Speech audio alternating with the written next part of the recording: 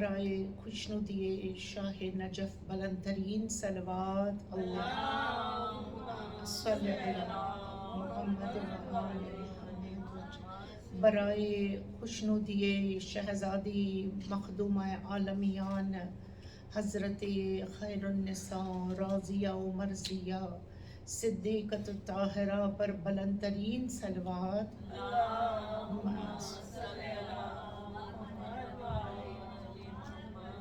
برائے فرش کے بچھنے کے لیے ہم سب کا یہاں آنا، آنسوؤں کو رومال مطہر میں جگہ پانے کے لیے، ایمان کی گامزنی کے لیے، ولایت کی پختگی کے لیے، بالخصوص یہ نعمت عظمیٰ ہماری نسلوں میں برقرار رہے اس کے لیے ہم سب کا یہاں آنا مقبول ہو جائے۔ پروردگار عالم کی بارگاہ میں بلند ترین صلوات،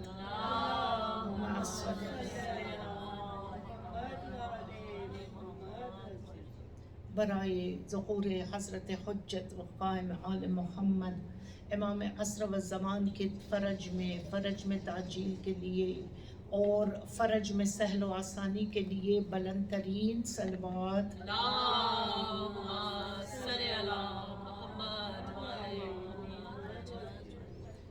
اعوذ باللہ السمیع العلیم من الشیطان اللعین الرجیم، بسم اللہ الرحمن الرحیم، الحمدللہ الذی ہدانا لہذا وما كنا لنهتدي لولا أن هدانا الله، حسبنا الله ونعم الوكيل، نعم المولى ونعم النصير، لا حول ولا قوة إلا بالله العلي العظيم، ثم الصلاة والسلام على أشرف الأنبياء والمرسلين، خاتم النبيين، سيدنا ونبينا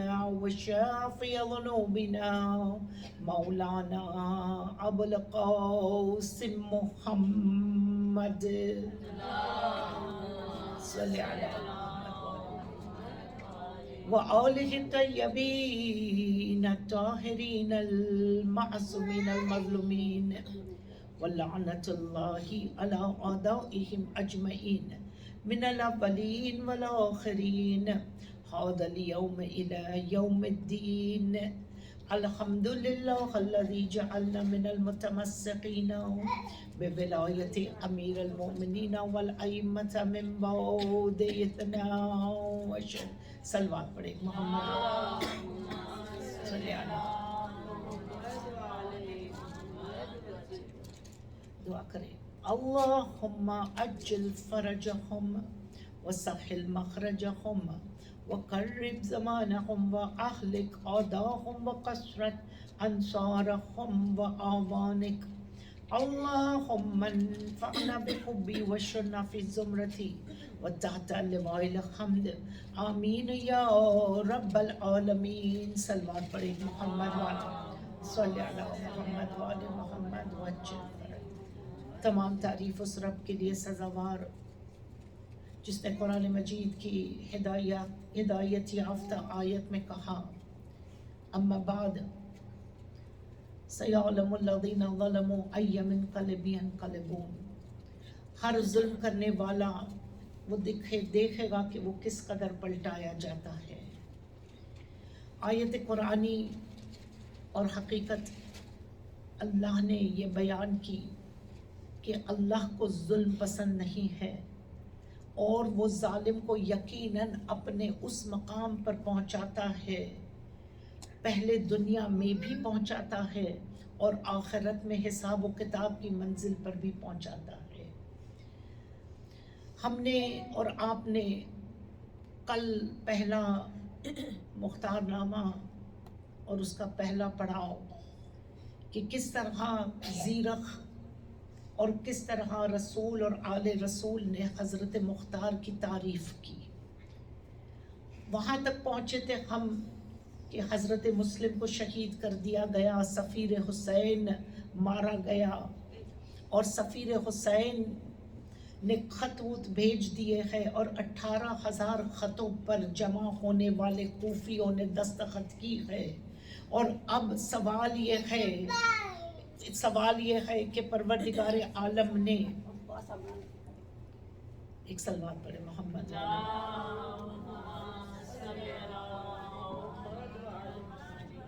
پروردگار عالم نے وہ انتظام کر دیا کہ قصاص کربلا کس طرح طلب ہونا ہے. یقیناً وہ ایک مرتبہ کا تمام ظالمان کربلا کا جمع ہونا اور ایک قصاص ہو یا پھر آخری حجت کے زمانے میں قصاص طلب ہوگا. تو آئیے ہم سب جمع ہو جاتے ہیں اس مقام پر کہ جسے کوفہ کہتے ہیں، اور کوفے کی گلیوں میں حضرت مسلم کے لاشے کو پامال کر کے لاشے کو اس طرح رکھا گیا. ظلم و تشدد کو دیکھ کر کوفیوں نے اپنے گھر کے اندر بیٹھنا پسند کیا، اور جیسے ہی عبید اللہ ابن زیاد کو لایا جاتا ہے تخت و تاج پر، تو عبید اللہ رات کی تاریکی میں گھستا ہے کوفے کے اندر، چہرے پر نقاب ہے، اور چہرے پر نقاب ڈال کر عبید اللہ جب آتا ہے تو لوگ سمجھتے ہیں حسین آ گئے، اور امام حسین کی آوری کے لیے عبید اللہ کو حسین سمجھ کر پیچھے پیچھے جمع ہونے لگے. جب نقاب الٹا ہے تو کہا اچھا تم اتنے سارے حسین کی خدمت کے لیے اور حسین کی حمایت میں آئے ہو، خبردار میں عبید اللہ ابن زیاد ہوں، میری تلوار سے کوئی نہیں بچ سکتا وہ کہ جو حسین کا نام بھی زبان پر لے گا. اور اس قدر کوفے کا ماحول بدل جاتا ہے. اور ایسے میں حضرت مختار کس طرح کوفے کے اندر داخل ہوتے ہیں. تو یہ بات ہوئی کہ جیسے ہی کوفہ کی طرف آنے سے پہلے the intention was already with حضرت مختار کہ اسے قصاص لینا ہے، کسی صورت میں اسے کوفے کے اوپر قبضہ کر کے عبید اللہ ابن زیاد کو اپنے نجس مقاصد جو وہ ابھی پورے کر چکا ہے کربلا میں اس کا قصاص لینا ہے. So اس غرض سے مختار has come with an army, a battalion کے ساتھ آ چکے ہیں، اور دروازے کوفہ پر کھڑے ہوئے. کوفہ پر عبید اللہ ابن زیاد نے دیکھیے ایک سفیر حسین سے اتنا گھبرا گیا کہ کوفے میں کرفیو لگوا دیا گیا. اب اس سے آپ کو عبید اللہ کی ذہنیت سمجھ میں آتی ہے کہ وہ در حقیقت کتنا ڈرپوک تھا. And this will unveil as we go further in the مختار نامہ. کوفے پہ کرفیو لگایا گیا ہے اور دروازے پر تعینات تقریباً 20 سے 25 ایسے وہ قارون اور وہ اتنے شاطر اس کے لشکر کے سپاہ رکھے تھے کہ ان کی نظر سے کوئی چوٹی بھی چوک کر کے کوفے کے اندر داخل نہیں ہو سکتی ہے. اب ایسے میں مختار اپنے یہ جاہ و حشم اور اپنے لشکر کے ساتھ آتا ہے، اور مختار نے کہا کہ اس نے کہا کہ کہاں جانا چاہتے ہو؟ کہا میں خود کوفی ہوں. مختار is from کوفہ، میں خود کوفی ہوں اور میں یہ چاہتا ہوں کہ میں اپنے شہر میں داخل ہو جاؤں. انہوں نے کہا تم داخل ہو سکتے ہو، یہ تمہارے ساتھ جو ہتھیار لے کر آئے ہیں، انہیں لشکر آیا تھا ہتھیار لے کر. کہا یہ جو سارے ہتھیار لے کر آئے ہیں they cannot enter. مختار نے کہا کہ لازم یہ میرے ساتھ اندر آئیں گے.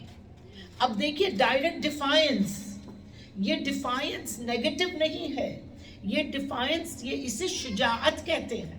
مختار نے کہا کہ یہ ضرور اندر داخل ہوں گے، اور کہتے کہ وہاں پر مت بھیڑ ہوئی اور اتنی ہاتھا پائی ہونے لگی. مختار نے اپنی سنگل تلوار سے ان 20 کو واصل جہنم کیا. اگر آپ راضی ہوئے تو کہیے نا لعنت بے شمار. اور پھر ایک مرتبہ جیسے ہی 20 کے 20 لاشیں ڈھیر پڑی رہی، لیکن مختار, what has Ali said about him? That, oh Mukhtar, you are the thinking one.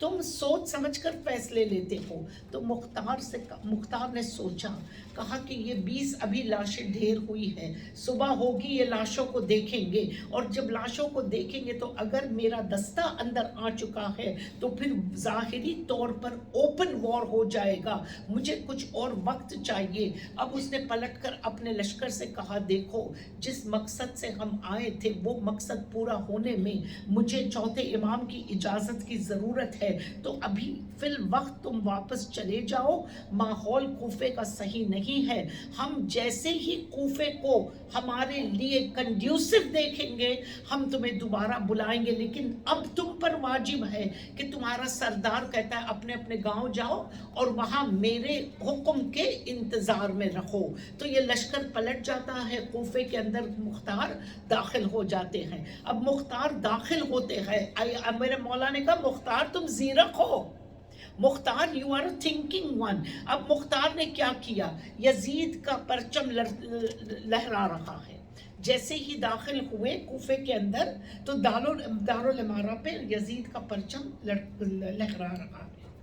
Mukhtar ने बड़ा सोच समझ कर अंडर डिसिमुलेशन और तकैया, जब हम पर वाजिब है कि जब कोई ऐसा मौका आए तो हम अपने जहनों के इमोशन से कम और जहन से ज़्यादा काम लेकर तकैये का इजहार करें। तो अंडर द बैनर ऑफ तकैया विच शरीयत परमिट्स, हज़रत मुख्तार जा कर के यजीद के परचम के तले खड़े होते हैं। ऐ उमर हारिस, उमर हारिस को बुलाते हैं। कौन है उमर हारिस?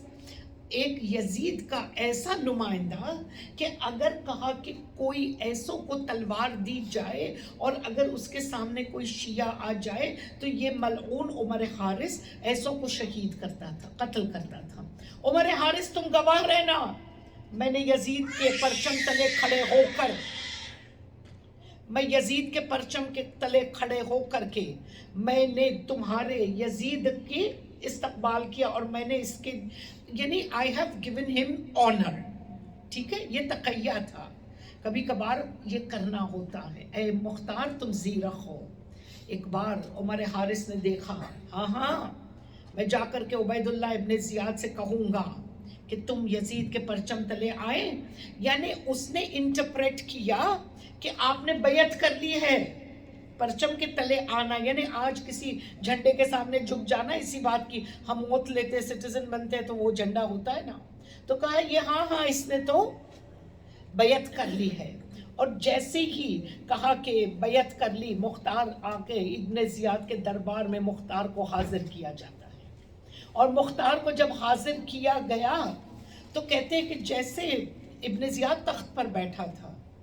अच्छा, मुख्तार भी कोई ऑर्डिनरी पर्सन नहीं है, वो भी बड़े कबीले के सरदार हैं, वो बड़े सरमाएदार हैं। उनके बाबा उबैदुल्लाह सक़फ़ी है, he is from a very great warrior clan. और इस वजह से मुख्तार ने देखा, इब्न ज़ियाद तुमने हमारे लिए कुर्सी फराम नहीं की, तुमने हमारे लिए बैठने का इंतज़ाम नहीं किया। इब्न ज़ियाद ने कहा कि अगर तुम हाकिम हो या हम हाकिम हैं। तो कहा वो तो वक्त ही बताएगा कि कौन हाकिम है। और ये करके उसका कोई एक नुमाइंदा बैठा हुआ था, उसको ढकेला और वो कुर्सी के ऊपर मुख्तार बिराजे।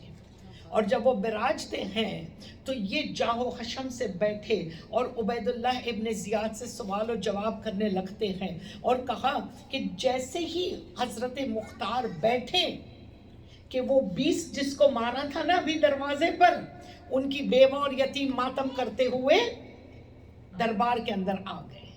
और जैसे ही बेवा और यतीमों को देखा तो कहा तुम ये क्या शोर शराबा है, ये क्यों तुमने ये शुगल मचाया है? तो कहा कि हमारे शौहर को सुबह किसी ने नकाब पोश ने 20 सड़ों को धड़ से अलग कर दिया।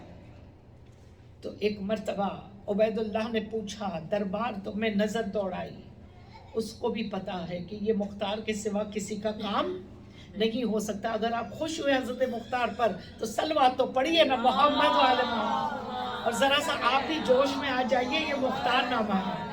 एक और सलवात पढ़े, मोहम्मद वाले मोहम्मद। और जैसे इब्न ज़ियाद نے پوچھا کہ بتاؤ سچ سچ کہ یہ سروں کو کس نے دھڑ سے الگ کیا؟ مختار من ہی من مسکراتے ہیں، اور جیسے ہی مختار کی طرف عبید اللہ کی نظر جاتی ہے، کہتے مختار یہ تمہارا صرف آنکھوں کا دھوکہ تھا کہ تم یزید کے پرچم کے تلے آئے، میں جانتا ہوں تمہارے ذہن میں ابھی کیا ہے، تو اگر تو جانتا ہے تو پھر کہتا کیوں نہیں؟ اور اسی کو لے کر کے مختار نے عبید اللہ ابن زیاد کو وہ اپنی حسب نسب کی طرف اس کا دھیان کھینچا. کیا کہا؟ اے ابن مرجانہ، اے نامعلوم باپ کی اولاد، اے وہ کہ جس کے اوپر ساری کائنات لعان کرتی ہے، اے تو وہ ہے ابن زیاد. اتنا سننا تھا کہ ابن زیاد کیا کہتے ہیں. دیکھیے ایک تو اگر ہم پرسنل پرائیویٹ میں ہم کسی کو کچھ بنا برا کہیں، اور ایک ہو کہ پبلک میں، اور پھر پبلک ڈومین بھی وہ ہو کہ جس پر وہ حکومت کرتا ہے اور وہ چاہتا ہے کہ یہ میرے حکومت کے تلے دبے رہیں، میرے خوف سے دبے رہیں، اور ان کے سامنے مختار نے اس کی عزت کے دو چار کر دیے ہے نا. اور پھر کہا تو جیسے ہی مختار نے کہا عصا ماری، تو مختار کیا کرتے ہیں؟ مختار کرتے ایک مرتبہ عصا لی عبید اللہ ابن زیاد نے، اور مختار کے چہرے پر، یعنی بس بغل میں بیٹھا تھا، مختار کے چہرے پر وار کیا، جس کی وجہ سے حضرت مختار کی بھووں سے خون بہنے لگا، اور بھویں یعنی ان کے اوپر ایذا ہوئی. جیسے ہی مختار کے خون کے قطرے ان کے رخساروں پر اترنے لگے، اس نے کھڑے ہوئے ابن زیاد کے ایک ذاتی اور پرسنل باڈی گارڈ، جو ذاتی باڈی گارڈ تھا، اس کے کمر میں ہاتھ ڈالا اور اس کی تلوار نکالی، اور تلوار اسی کی تلوار سے ابن زیاد کی گردن کی طرف دوڑا کہ ابن زیاد اٹھ کر زنانے میں چلا جاتا ہے. ابن زیاد اٹھ کر زنانے میں چلا جاتا ہے. وہاں سے حکم آیا کہ اس کو گرفتار کیا جائے. اب سنیے ظلم و تشدد کی داستان. Why did Karbala happen؟ اگر یہ چار کھلی فضاؤں میں ہوتے نا یہ نمائندے آل محمد، تو کربلا کی کسی اور طرح سے زبر و زیر لکھی جاتی. حضرت مسلم، حضرت عباس، حضرت مختار، میثم تمار، یہ ایسے شجاع تھے کہ اگر یہ کھلی فضاؤں میں ہوتے تو کربلا کی تاریخ کچھ اور طریقے سے لکھی جاتی. لیکن مختار کو گرفتار کر لیا. مختار کی گرفتاری کے بارے میں شیخ مفید کہتے ہیں کہ زنجیریں اتنی وزنی تھی کہ اگر زنجیروں کو پیروں میں باندھا گیا تو اسی پیر یعنی دائیں پیر کا سرا بائیں طرف سے لا کر گردن سے لے کر کمر میں کس کر پھر دوسرے پیر میں. کہا کہ مختار کا بدن نظر نہیں آتا، صرف لوہا اور زنجیریں نظر آتی ہیں. اور کیا کہا؟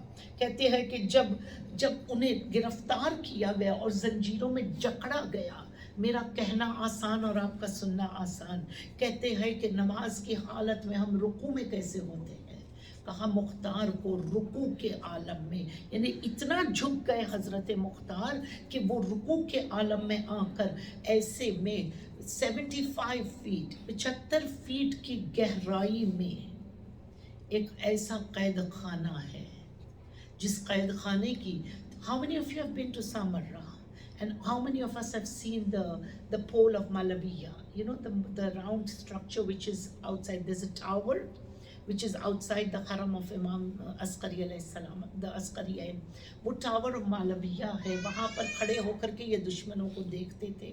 تو اسی طرح کا کوئی سٹرکچر تھا کہ جس کی گولائی ایسی تھی کہ جیسے اندر تہ تک جاتے جاتے بہت ڈیپ جانا پڑتا. 75 فیٹ نیچے تھا جس کی 40 سیڑھیاں تھیں، اور ایسے میں حضرت مختار کو تہ میں ڈالا گیا. اب جیسے ہی حضرت مختار تہ میں پہنچتے ہیں تو کون کون ہے اس کے اندر؟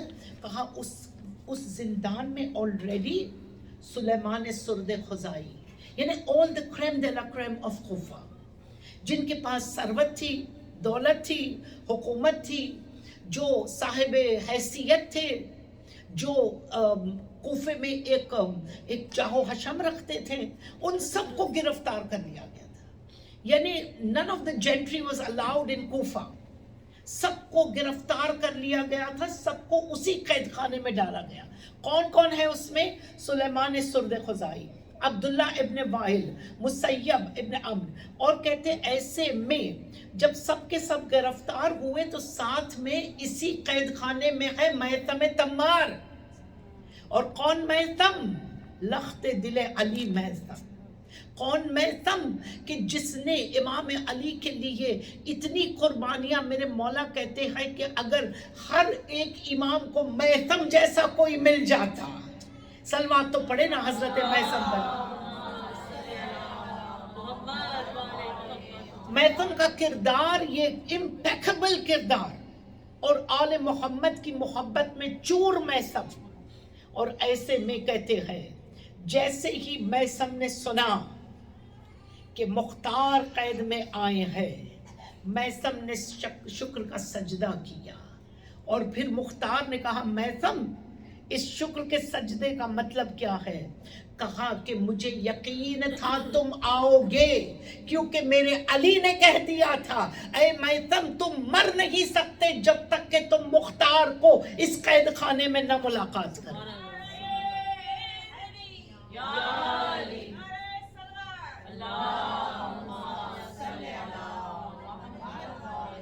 اور جیسے ہی مختار نے کہا کہ مجھے یہاں پر قید کر کر کے بھیجا گیا ہے، میثم کہتے ہیں مختار سب سے پہلے تو علی کا سلام قبول کرو. علی نے مجھ سے کہا تھا کہ ایک زمانہ آئے گا تمہیں عبید اللہ ابن زیاد قید میں رکھے گا اور تم وہاں میثم تم مختار سے ملاقات کرو گے، میرا سلام پیش کرنا اور مختار کو بھی پیشن گوئی کرنا کہ مختار تم زیادہ دیر اس قید خانے میں نہیں رہو گے اور تم اس وقت تک نہیں مرو گے مختار جب تک 3,83,000 اور 313 کو تم واصل جہنم نہ کر دو. یعنی بنو امیہ کے اور ان کے تمام پارٹیسنز کو جو اس کے دوست دار ہے، تم 3 لاکھ کو مارو گے نہیں تب تک کہ مختار تم مرو گے نہیں. مختار نے وہیں پر سجدہ شکر کیا کہ میرے مولا نے اگر کہہ دیا تو یہ بات ہونی ہی ہونی ہے. نعرہ حیدری، یہ بات ہونی ہی ہونی ہے. اور مختار اور میثم اب کہتے ہیں کیا ہونے لگا. اب دیکھیے جب ٹراما سچویشنز ہوتے ہیں اور جب قید ایسے تشدد کی باتیں ہوتی ہے تو لوگوں کا morale جو اندر ہوتے ہیں قیدی، ان کے morale بہت لو ہوتے ہیں. اب ان کے morale کو بوسٹ کیسا کیا جائے، ان کو تیار کیسے کیا جائے، ان کو آمادہ کیسے کیا جائے. تو کہتے ہیں کہ روز قیدی ایک دوسرے کو دلاسا دیتے تھے. کیا کہتے تھے؟ یہ قید خانے میں سے ہمیں رہائی ملے گی. حضرت مختار اب آ گئے، اب کچھ نہ کچھ تو ہونے والا ہے، کچھ چیزوں کی پیشن گوئی ہونے والی ہے. کہا دیکھو ایک دوسرے کو قیدی دلاسا دیتے تھے اور دلاسا دیتے دیتے کہا 4,500 کوفیوں کو اس ایک چھوٹے سے تنگ قید خانے میں عبید اللہ ابن زیاد لعنت اللہ علیہ نے گرفتار کیا تھا. اب آپ سوچیں تنگ قید خانہ، غلاظت بھی وہی ہو، باہر نکل نہ سکے، 75 فیٹ بلو دا گراؤنڈ، اور ایسے میں نہ کھلی ہوا اور اسی میں گھٹ گھٹ کے مر جانا، وہیں پر رہنا، وہیں پر سونا، کھانے کے نام پر روٹی کے ٹکڑے آتے ہو تو پھر کس طرح سے یہ سروائیو کرتے. کہا کہ روزانہ کوئی مر جاتا تھا، روزانہ مر جاتا تھا. اب کیا کرتا تھا عبید اللہ؟ دیکھیے کتنی زلال، اتنا ذلیل تھا، اس قدر وہ he was اتنی ٹرنک تھی، اتنا ٹائرنٹ تھا وہ کہ جب وہ کوئی مر جاتا تھا تو کہا لاش کو باہر نہیں نکالتے تھے. 2 reasons. The books that we have referred to, 2 reasons. کہا کہ لاش، پہلی ریزن، اگر لاش باہر آئے گی تو جو وارث ہوں گے وہ واویلا کریں گے، ماتم ہوگا، انقلاب آنے کا ڈر. اور عبید اللہ ابن زیاد کسی صورت میں، کربلا ابھی تازہ ہے، کسی صورت میں انقلاب وہ نہیں چاہتا. وہ چاہتا ہے کہ یہ جو قافلہ ہے وہ کوفے سے پاس ہو جائے، دمشق کی طرف چلا جائے اور میری رعایت کو کچھ نہ ہو. اسی لیے تو اسے گورنر بنایا، بشیر کو ہٹاؤ اسے لاؤ. کیونکہ یہ وہ ظلم کرنے والا بشیر نرم تھا. تو عبیداللہ ابن زیاد مرتا ہے مر جائے، اسے باہر نہیں نکالنا. دوسرا ریزن کیا ہے؟ لاش سڑے گی، گلے گی، بیماری پھیلے گی، لاش کے اندر بدبو، لاش کے اندر کیڑے پڑیں گے، اور وہی چیزوں سے وہ دوسرے قیدی خود بخود اپنی موت مریں گے. This was his intention. اسی لیے لاشوں کو باہر نہیں نکالتے تھے، وہ وہی مر جاتے تھے. اب یہ سارے جو قیدی تھے ایک ایک لاشا دیکھتے تھے اور امید باندھتے تھے حسین آئیں گے، حسین آئیں گے. انہیں کیا خبر کہ حسین کربلا میں سر کو کٹا کر شہید ہو چکا ہے. انہیں نہیں پتا، امید پر دنیا زندہ رہتی ہے. یہ چند جو تھے نا، حسین آئیں گے، ہماری رہائی ہوگی، ہمارے لیے اچھے دن آئیں گے، کوفے کے اندر حالات تبدیل ہوں گے، یہ ظالم ہٹ جائے گا. اور ایک مرتبہ پتہ چلا کہ بیماری جب پھیلنے لگی، لاشیں پڑی رہی اور کربلا ہو چکی، باہر کربلا ہو چکی. ابن زیاد کے دربار میں چوتھے امام آ جاتے ہیں، اور وہ منظر، اس مجمع میں سیدانیہ مجھے معاف رکھنا، وہ منظر مختار نے دیکھا جو اسے کبھی نہیں دیکھنا چاہیے تھا. میں کیا کروں کہ مختار کے قصے میں کہیں جہاں دل کو راحت ملتی ہے کہ اس نے ملعونوں کو مارا، اسی کے ساتھ شہادت کا قصہ بھی ساتھ ہی ساتھ چلتا ہے. اس کا کیا کیا جائے کہ جب جب حسین کا فرزند درباروں میں آتا تھا تو کہاں مختار اپنی آنکھوں کو بلند نہیں کر سکتے تھے. کہتے ہیں کہ جب چوتھے امام آ جاتے ہیں، اللہم صلی علی محمد وعلی محمد، جب میرے مظلوم آقا سر سے پیروں تک زنجیروں میں جکڑے، جب دربار ملعون میں پہنچتے ہیں تو آواز دی گئی کہ مختار کو بلاؤ. اب جیسے جانور رینگتے ہیں نا، اسی طرح رینگتے رینگتے مختار دربار میں آتے ہیں. اور جب مختار دربار میں آتے ہیں تو پھر ایک مرتبہ مختار نے آنکھوں کو بلند کیا، اور جیسے ہی مختار کا چہرہ بلند ہوا تو مختار کی آنکھیں غریب زہرا سے چار ہوئی. سر حسین کو نیزے پر دیکھا. اے فاطمہ کا غریب، تو نیزے پر کس نے کیا؟ چوتھے امام مختار کی طرف دیکھ کر اشارہ کرتے ہیں، خانوادہ بطول ساتھ میں ہے، مختار کچھ نہ کرنا، کچھ نہ کرنا. زینب اور ام کلثوم میرے ساتھ ہیں، حسین کی یتیم بچیاں میرے ساتھ ہیں.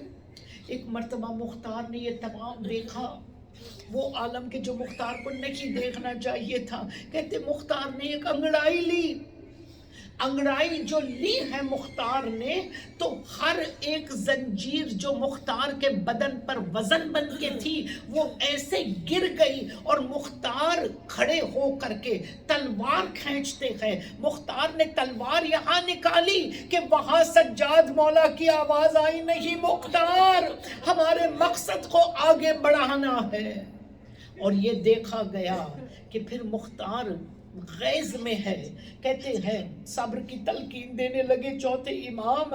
مختار جیسے ہی تلوار لے کر آتے ہیں، ابن زیاد زنانے میں دوڑتا ہے اور وہاں سے حکم دیا کہ مختار کو گرفتار کیا جائے. مختار اتنی غیظ میں تھے کہ کہتے ہیں کہ پورا ایک فوجی دستہ آ گیا مختار کو قابو میں لانے کے لیے، اور مختار کے لیے یہ حکم ہوا، یہ حکم ہوا. ابن زیاد کہتا ہے کہ ایک روٹی کھانے پر اس میں اتنی طاقت ہے کہ وہ انگڑائی لیتا ہے تو میری زنجیریں ٹوٹ کر ٹکڑا ہو جاتی ہے.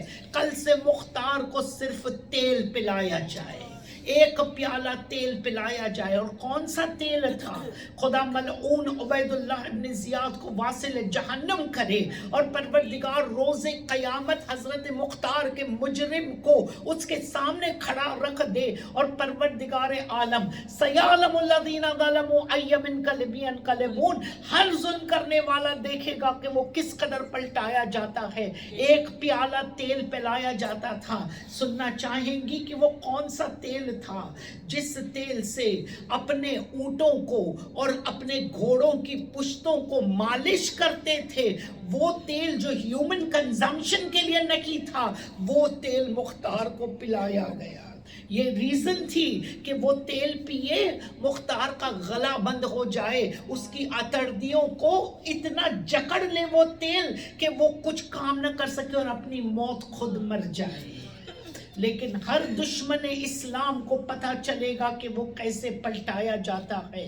اور کیا ہوا اتنے میں کوفے میں کیا ہو رہا ہے. اب یہ ہم مختار کو اپنے قید خانے میں چھوڑتے ہیں، چلیے کوفے کی باہر کی آب و ہوا دیکھتے ہیں.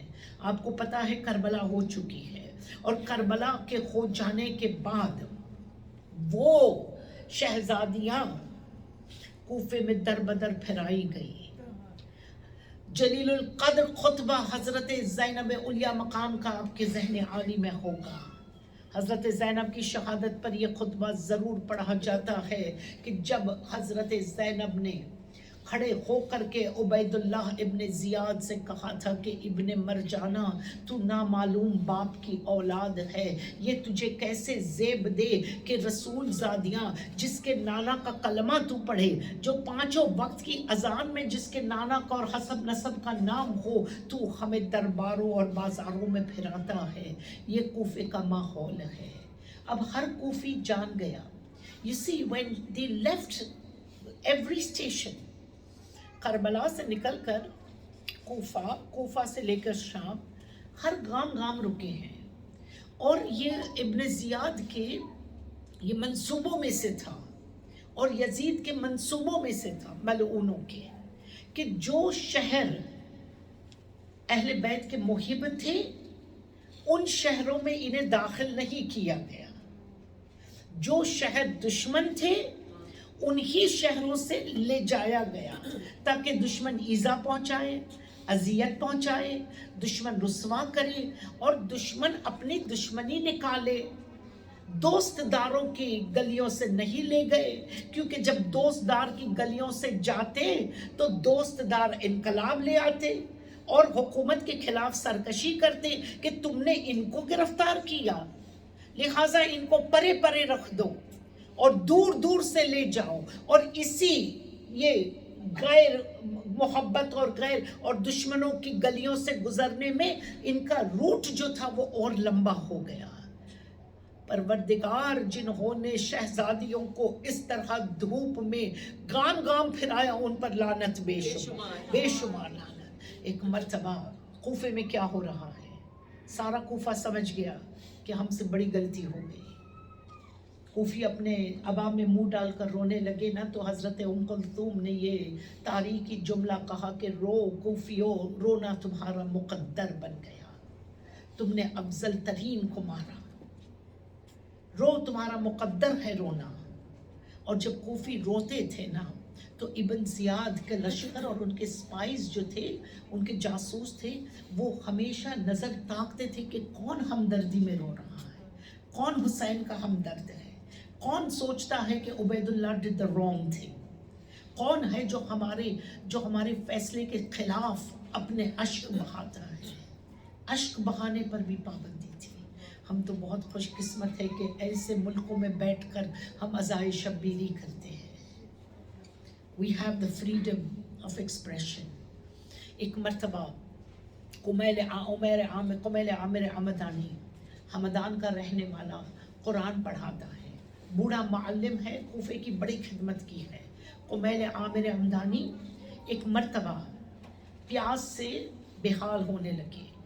عرب کی دھوپ تھی، اور جیسے ہی دھوپ میں پانی کی پیاس لگتی ہے تو اب وہاں پر جیسے کہ ابھی بھی سقائی بہت ہوتی ہے، you know when there is a drought, یہ لوگ مشق کے اندر پانی بھر بھر کے سقائی کرتے ہیں، لوگوں کے گھروں میں جا کر پانی دیتے ہیں.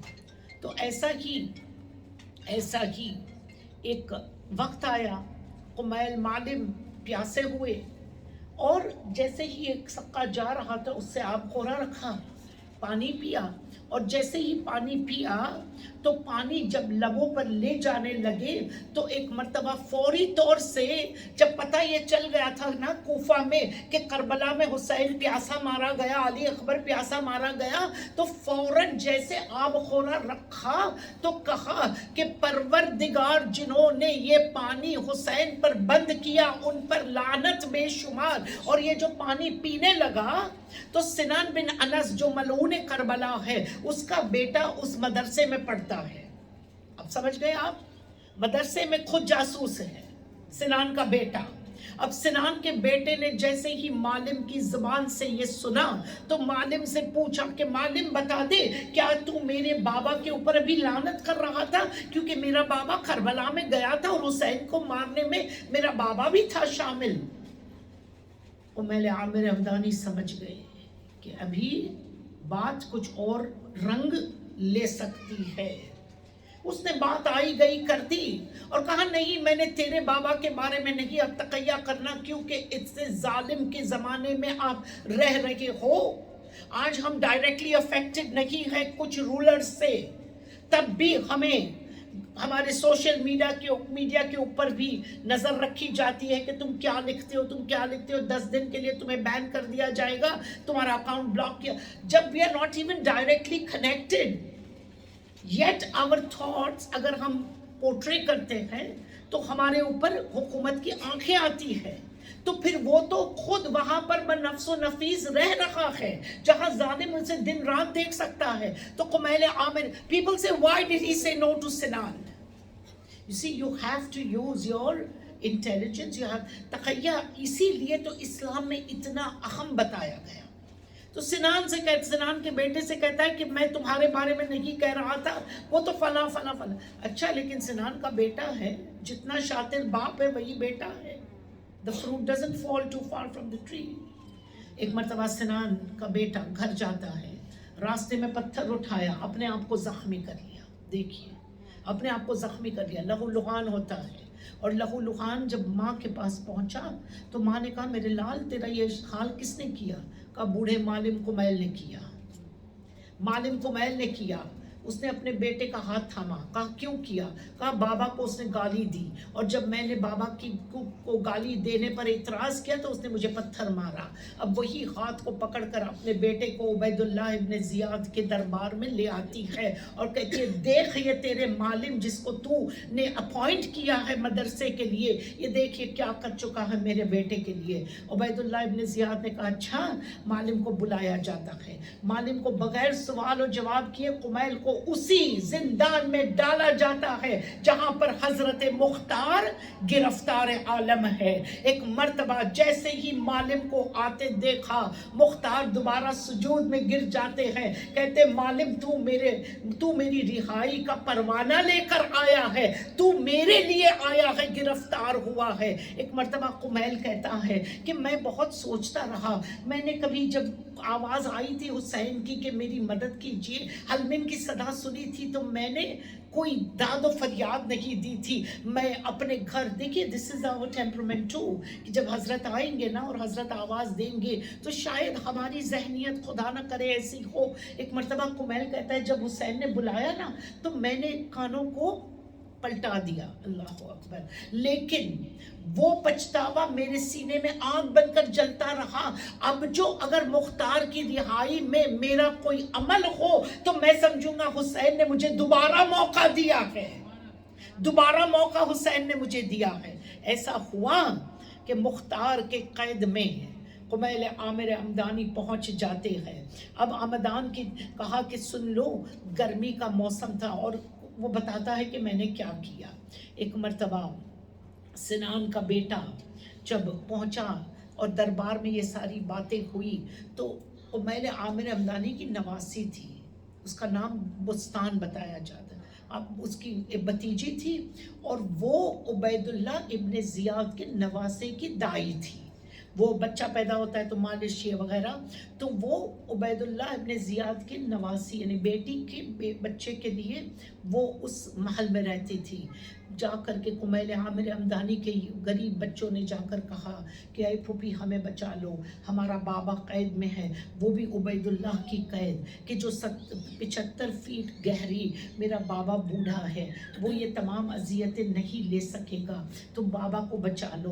बुस्तान जाती है, उबैदुल्लाह की बेटी से सिफारिशें करती है, मिन्नतें मांगती है और एक मरतबा कहा अच्छा तो कल सुबह इसको निकाल दिया जाएगा, हम जाएंगे हमारे बाबा से सिफारिश यानी उबैदुल्लाह से सिफारिश करेंगे।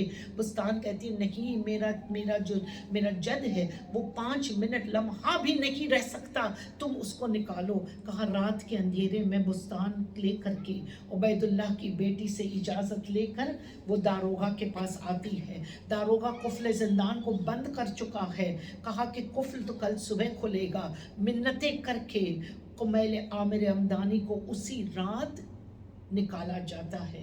लेकिन इतने में क्या हुआ कि कुमैल और मुख्तार ने एक ऐसी मीटिंग कर ली है और तमाम जो मुख्तार के दिल में था वो मुख्तार ने कन्वे कर दिया। अब आइए सुनते हैं। एक मर्तबा मुख्तार ने कहा कि मुझे ये ज़िंदान से तुम ही निकालोगे, क्योंकि मैं नहीं कहता, ये मेरे मौला और तेरे मौला ने पेशन गोई की है कि ऐ मुख्तार तुम्हारी रिहाई, और मैसम से कहा था कि तुम नहीं मरोगे जब तक मुख्तार को नहीं मिलोगे, और मुख्तार से क्या कहा था कि तुम्हारी रिहाई का सबब बूढ़ा मालिम बनेगा, और कहा मुख्तार तुम इसकी मदद लोगे और ये तुम्हारी मदद उस वक्त तक करेगा। अब आप देखिए कि कुमैल का रोल क्या है। This is not to be confuse with the Kumail Ziyad, this is another Kumail.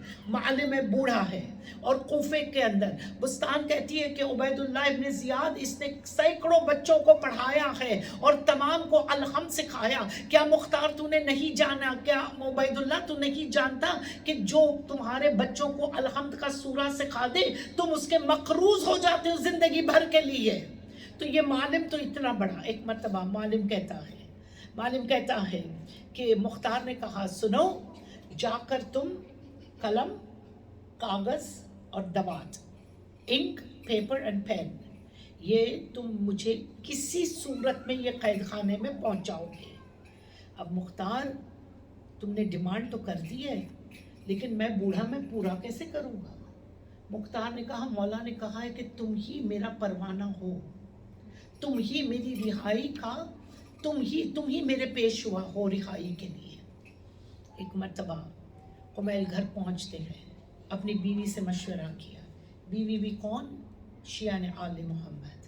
कहती है कि अच्छा तुम्हें रिहाई मुख्तार को दिलवानी है, हमारी जाने कुर्बान, हम करबला तो न पहुंच सके, हम करबला में हुसैन ने जब बुलाया तब हम हाजिर नहीं हो सके, अब हुसैन ने हमें दोबारा मौका दिया है, हमें फातिमा के सामने सुर्ख रूह होने का मौका मिला है, तो किसी सूरत में अच्छा अब क्या किया जाए। तो अब सुनिए, एक मर्तबा कहा कि जो कैद खाने का दारोगा है ना वो ज़रा नीम गरम है, यानी कैरेक्टर में ही इज़ ईज़िली ब्राइब्ड, यानी नीम गरम है। तुम एक काम करो ऐ कुमैल, हम तश्त लेते हैं, बड़ा सा तश्त लेते हैं, खूब सारे मेवे रखेंगे, खूब सारे खाने रखेंगे, मुर्ग और बकरों को गोश्त को हम भुनेंगे, बहुत सारी रोटियां लेकर, कुछ कंदील दवाते ले, कुछ कंदील और शमा लेकर हम पहुंचेंगे दारोगा के घर। बड़ा सा तश्त लिया, कुमैल ने अपने सर पर रखा, दारोगा के दरवाजे पर दस्तक दी। दारोगा की बीवी कहती है कौन है? कहा मैं बूढ़ा मालिम कुमैल हूँ। कहा क्यों करके आए हो मेरे दरवाजे पर? सारे कूफे को पता चला था कि वो गिरफ्तार हुआ है। एक बार कहा कि मैंने जब ये मन्नत की थी कि अगर मुझे रिहाई मिल जाएगी इस कैद से तो मैं दारोगा को यूँ खुश करूँगा। अच्छा, बीवी ने खुशी खुशी तश्त ले लिया। अब जब दारोगा अपनी ड्यूटी ख़त्म करके पहुंचा है ना, तो उसने देखा ये मेवे कहाँ से आई, ये ग़िज़ा कहाँ से आई, तो कहा कि बूढ़ा मालिम कुमैल दे गया। अब औरत समझ न पाई, लेकिन दारोगा तो होशियार है ना। दारोगा ने कहा कि जरूर इस कुमैल को मुझसे कुछ गरज है। दूसरा दिन गुजरा, दोबारा वही तश्त, वही बकरे, वही मुर्ग, वही बादाम और तमाम हीरे और चीज़ें और ये बहुत सारी चीज़ें लुटाने लगा। दूसरा दिन, अब दूसरे दिन भी इस बीवी ने ले लिया। घर आई हुई नेमत को कौन ठुकराता है, वो भी ऐसे लालची लोग, लानतुल्लाह अलैह। एक मर्तबा तीसरा दिन आया। अब दारोगा ने कहा आज मैं ठहरूंगा। जैसे ही कुमैल आमिर हमदानी ने दरवाजे को दस्तक दी, दरवाजा खुला, उसने कुमैल को दबोचा और अंदर लाकर कहता है बता तेरा असल मकसद क्या है। कुमैल घबराने लगे कि कैसे मैं इसको बताऊं मकसद। तो कहा तू एक बात सुनेगा मेरी। अब what choice did Kumail have, what choice did Kumail have. कहा बताओ। कहा ये तूने जिसकी नजर की है ना, उनका वास्ता अगर तू मुझे देगा तो मैं तेरा काम कर दूंगा। कुमैल अब शशोपंज में है, क्या बोले कि दारोगा उसे सही मानों में समझे। तू जिसके लिए नजर कर रहा है, अब आया वो कहे कि मैं हुसैन की नजर कर रहा हूं, आया वो कहे मैं यजीद की नजर कर रहा हूं, अब क्या कहे। कहा दारोगा कहता है अब देखिए जब जिनके दिलों को पलटाना चाहता है ना हुसैन, वो खुद ब खुद जुबान पर हुसैन कौन से जुमले ले आते हैं। मेरे मौला पर करोड़ों सलाम। एक मर्तबा वो दारोगा ने सलवात तो पढ़िए मोहम्मद।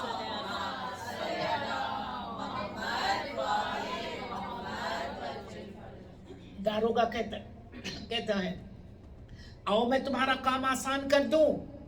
कहा जिस पंजतन को तुम मानते हो ना, उसी पंजतन का मैं वास्ता तुम्हें देता हूं और पूछता हूं मकसद क्या है ये खानों का। अब जैसे ही नाम पंजतन सुना, कुमैल की रूह जो परवास होने लगी थी ना, वो वापस उसके दिल के पिंजरे में आकर बसने लगी। एक मर्तबा कुमैल आमिर कहता है क्यों बूढ़े को सताते हो। अब उसने पूरा अपना प्लान बताया कि किसी सूरत में मुझे मुख्तार को कलम, दवात और ये रोशनी मुझे पहुंचानी है। तो वो दारोगा कहता है मुश्किल काम है लेकिन नामुमकिन तो नहीं। अब तुम एक काम करना, ककड़ी में कलम, रोटी के बीच में कागज और बादाम के तुम गुच्छे बनाना, बादाम के जैसे वो हम लच्छे बनाते हैं, उसमें तेल डाल कर के तुम उसके अंदर दिए का इंतज़ाम कर देना। और तुम जो सियाही है वो शरबत के अंदर सियाही, शरबत वाली सियाही बनाना। अच्छा ये सब हुआ। कहा देखो, दारोगा कहता है मेरे घर तक पहुंचना तो बड़ा आसान था तुम्हारे लिए, लेकिन ये जो कैद खाना है ना, इसमें उबैदुल्लाह ने हैंड पिक किए हैं। चुन चुन करके उसने ऐसे ऐसे सिपाहों को वो गिरफ्तार, वो दरबार के, वो कैद खाने की निगरानी के लिए रखा है। अच्छा कैसे कहा, पहले तो अलग अलग कबीले, यानी एक कबीला दूसरे कबीले से, अगर सिपाही है 40 तो सब अलग कबीलों के हैं। अच्छा आपस में एक दूसरे की बनती नहीं, सब एक दूसरे की जान के दुश्मन है।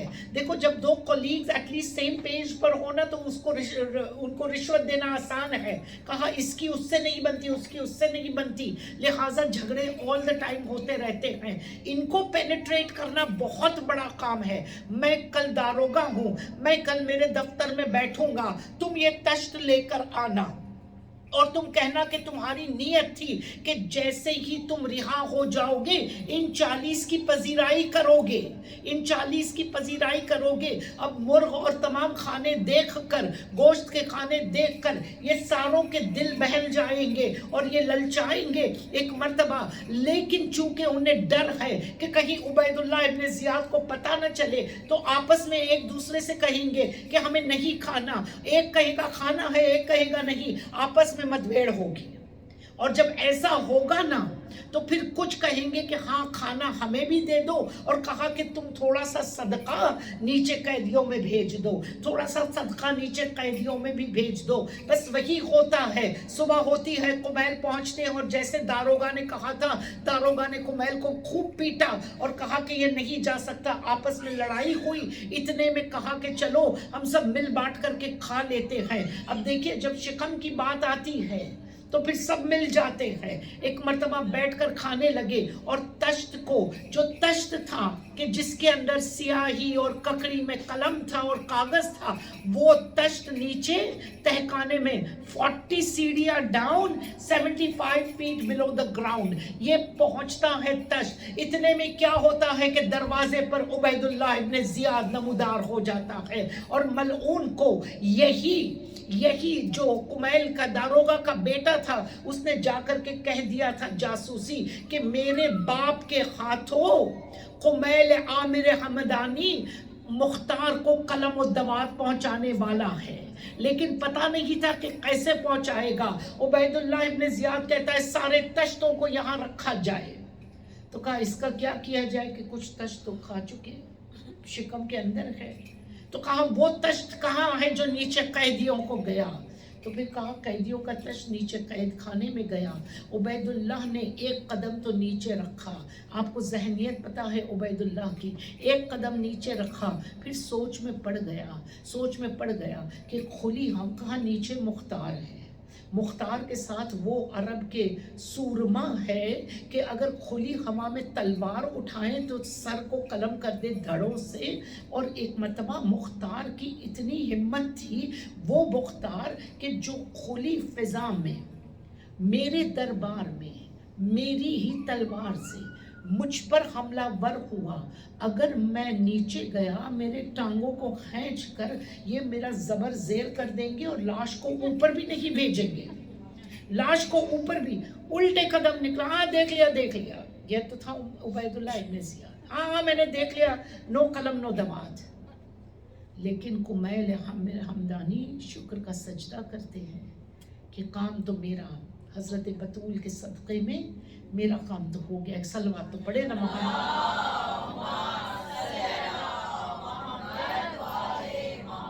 اب یہ ہوا کہ قمیل عامر حمدانی قلم ککڑی اور دوات تو پہنچا دیتے ہیں، اور مختار نے 2 خط لکھے.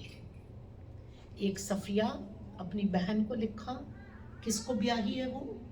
عمر ابن خطاب کی بہو ہے. عبید اللہ ابن عمر کے بیٹے، اس سے مختار کی بہن بیاہی ہے. ایک خط صفیہ کو لکھا بہن کو، ایک خط بہنوئی کو لکھا، اور خط لکھ کر کہا کہ آپ لوگ نہیں جانتے کہ میں کون سے تشدد میں زندگی بسر کر رہا ہوں. تمہیں جب یہ خط ملے تو تم پر یہ واجب ہے صفیہ، چونکہ ہم ایک ماں کے شکم میں سے ہیں، تم پر وہ ہماری ولدیت، ہماری صلبی بہن ہو تم، اسی غرض سے تمہیں چاہیے کہ تمہارا شوہر میری رہائی کا انتظام کرے. You see, even though the Khalifat is almost finished, the power and the influence that they had still survived. And Abdullah ibn Umar is still considered the son of the Khalif. اور اس غرض سے کافی حد تک مدینے پر، مکے پر ابھی بھی influence ہے. ٹھیک ہے، یہ آپ کے ذہنوں میں رہے. جیسے ہی قمیل عامر حمدانی اب یہ شش و پنج میں رہ گئے کہ یہ خط ہم مدینے تک کیسے پہنچائے. صفیہ، کیونکہ کرفیو ہے نا، میں نے ابھی آپ سے گزارش کی تھی اس کی کہ یہ کرفیو لگا ہوا ہے، کوئی بنا مقصد کے نہ کوفے سے باہر جا سکتا ہے، نہ کوئی بلا وجہ کوفے کے اندر آ سکتا ہے. تو سب دروازوں پر پابندیاں ہیں. اور ایسے میں کمیل عامر حمدانی جو ڈاؤٹ میں تھے نا کہ اگر حسین کی آواز پر میں لبیک نہ کہہ سکا اور نہ جا سکا، اب میں کیسے حسین کی مدد کروں، کیونکہ مختار کا یہ ایم اینڈ انٹینشن ہے کہ وہ حسین کے قاتلوں سے قصاص لے گا، اور یہ اور کوئی نہیں لے سکتا سوائے مختار کے، تو اب میں کیا کروں؟ تو کمیل کے دماغ میں یہی چل رہا ہے کہ میں کس طرح سے یہ عبید اللہ ابن زیاد کی چنگل سے کوفہ سے باہر نکلوں، یہ خط پہنچے، جتنا میں ڈیلے کروں گا جانے میں اتنا مختار کو اذیت ہے قید خانے میں، ہے نا۔ ایک مرتبہ اب یہ سوچنے لگا کہ وداؤٹ عبید اللہ زیاد کی پرمیشن کے اور اس کے تعاون کے میں نہیں جا سکتا۔ اب سوچنے لگا، ایک مرتبہ کیا کہتے، کتاب میں لکھا ہے کہ بن موسم کا ایک حج ہونے لگا، کمیل احرام میں آ گئے اور جیسے ہی دربار میں انٹر ہوتے عبید اللہ کے زور زور سے تلبیہ پڑھنے لگے، لبیک اللہم لبیک لبیک۔ اب سارا دربار بہت اچنبے میں کہ یہ بن موسم کی حج، یہ بوڑھے کو ہوا کیا ہے، کہیں یہ قید خانے میں جو ایک رات رہنے کی اس کے لیے اوپر اذیت ہی، کہیں اس کا دماغ ہل گیا ہے۔ ایک مرتبہ عبید اللہ نے کہا، ادھر آؤ، یہ کیا تلبیہ رکھا ہے، یہ کیوں تم نے احرام پہنا ہے، کون سا حج ہے یہ؟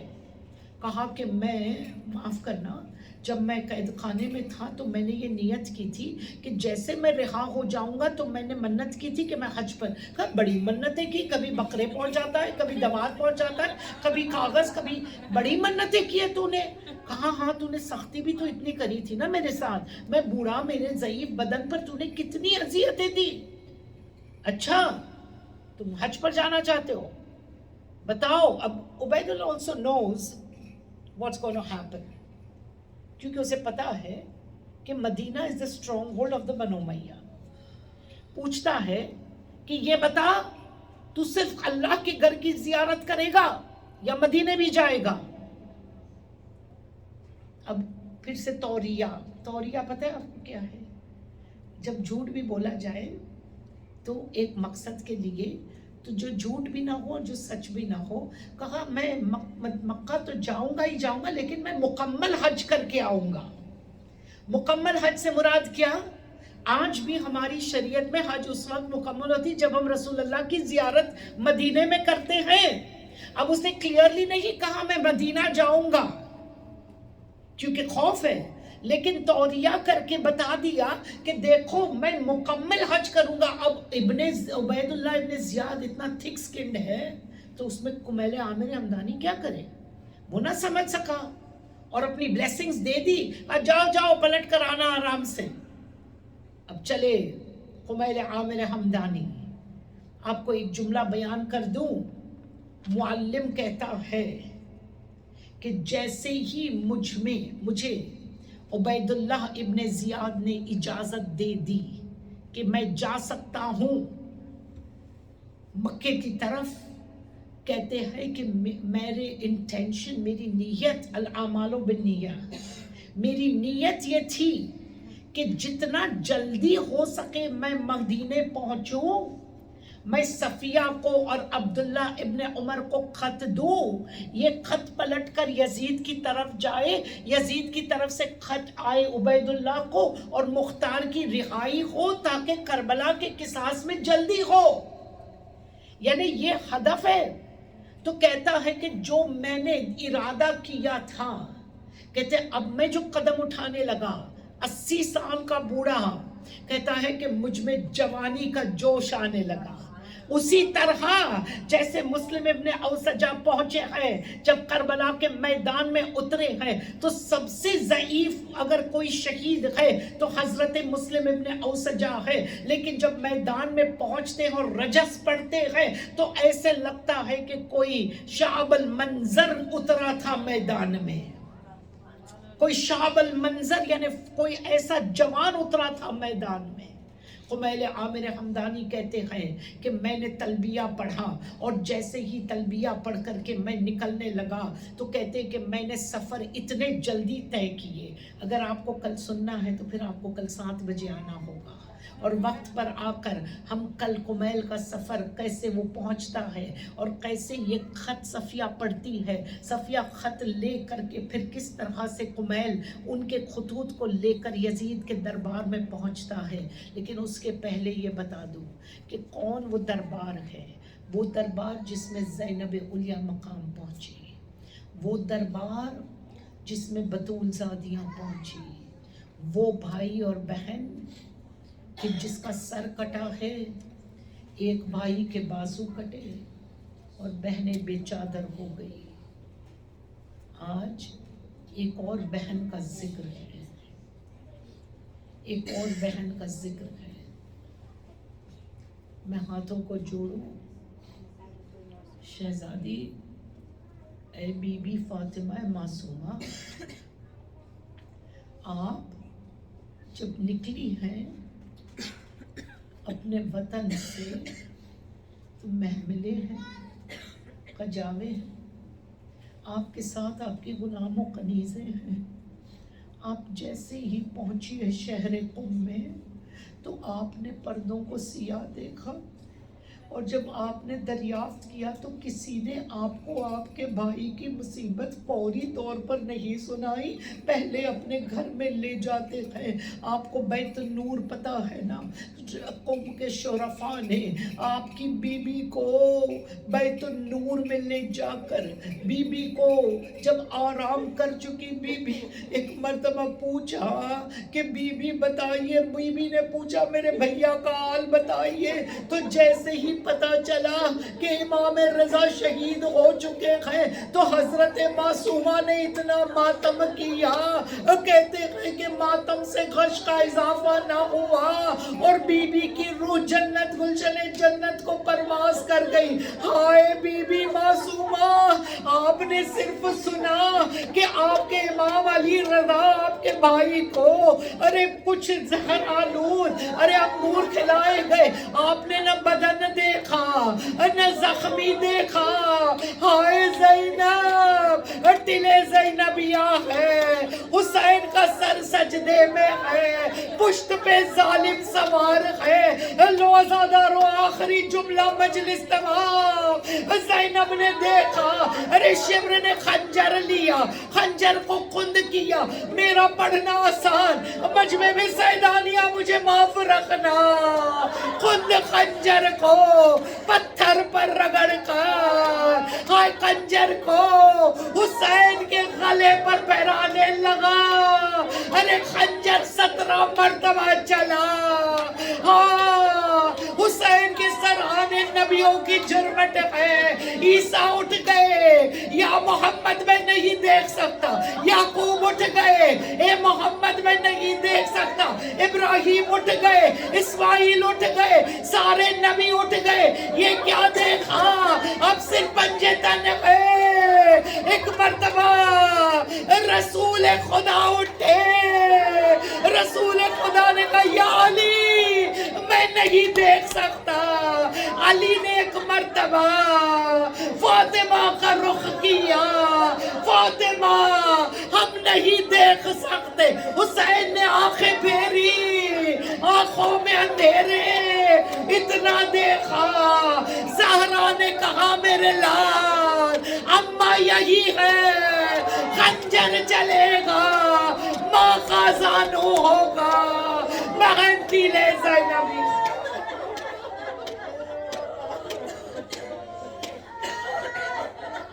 الا ولعنت اللہ علی القوم الظالمین سیعلم الذین ظلموا ای منقلب ینقلبون انا للہ وَإِنَّا إِلَيْهِ الرَّاجِعُونَ رِضًا بِقَضَائِهِ وَتَسْلِيمًا لِأَمْرِهِ۔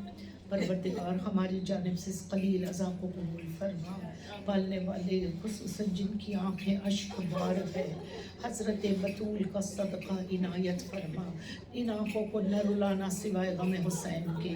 پروردگار خصوصاً تیری بارگاہ میں دعا گو ہے، تمام شہزادی کونین کے دشمنوں کو لعنت بے شمار، پروردگار انہیں واصل جہنم فرما۔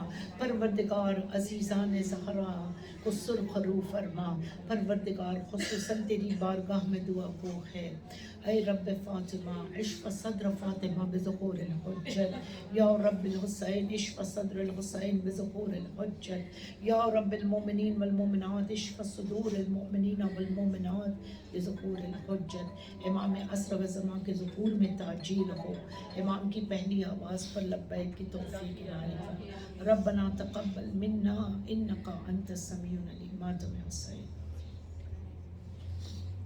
یا حسین یا حسین.